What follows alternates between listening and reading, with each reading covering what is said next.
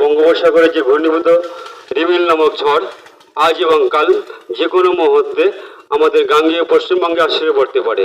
সেই জন্য সমস্ত জনসাধারণকে বলবো সতর্ক থাকার জন্য শুকনো খাবার দাবার সঙ্গে রাখবেন এবং গৃহপালিত পশু নিরাপদ আশ্রয়ে রাখবেন।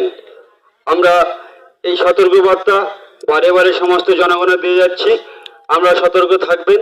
যে কোনো মুহূর্তে রিমেল নামক ঘূর্ণিঝড় আমাদের গাঙ্গেয় পশ্চিমবঙ্গে যারা মাছ ধরছেন তাদেরকে সতর্ক করব, আমরা মাছ ধরতে যাবেন না।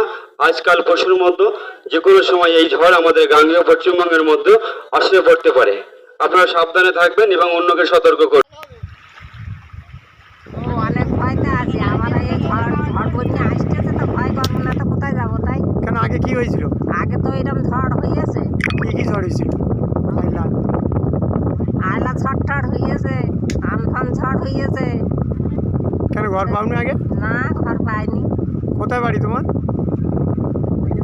কোথায় বাড়ি?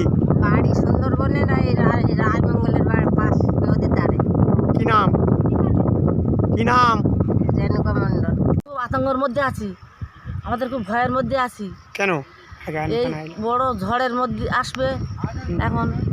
আগে কিসের ভয় ছিল? আগে ঝড়ের ভয় ছিল। কি ঝড় হয়েছিল? আয়লা হয়েছিল, তারপরে তোমার আমফাম হয়েছিল, আবার এই আসতেছে বড় ঝড়। খুব ভয়তে আছো? খুব ভয়ের মধ্যে আছে, আমার খুব ভয় করতেছে। কি নাম তোমার? আমার নাম নমিতা মণ্ডল।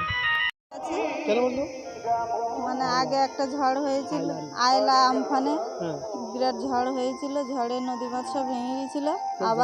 আবার এই ঝড় আসছে। মানে কোথায় বাড়ি আপনাদের? সুন্দরবন। সুন্দরবনে কোথায়? সুন্দরবন লেবুখালী, হিমালয়গঞ্জ থানা।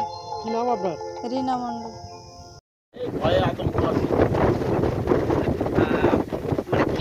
কি দেখছেন, গঙ্গার ধারের কি অবস্থা বর্তমানে? প্রচন্ড হাওয়া আসছে, তুফান ঝরে উঠছে। জলের পরিস্থিতি গঙ্গার এখন বর্তমান এখন তো তুফান, এখন তো ভাটা। জ্বর হলে জল বলবে, তখন পরিস্থিতি কী হবে সেটা বলা যাবে। জল পড়লেই ভাঙতে পারে। আর এরকম না, এবার জোয়ারের সময় যদি রেওয়ানটা আসে তখনও ভাঙার একটা সম্ভাবনা আছে। মানে সব কিছু মিলে একটা আতঙ্কে আপনার ভাব আছে। আতঙ্ক রয়েছে। উপানন্দ বিশ্বাস। এটা কোন জায়গা? সান্ডালচার মালোপাড়া।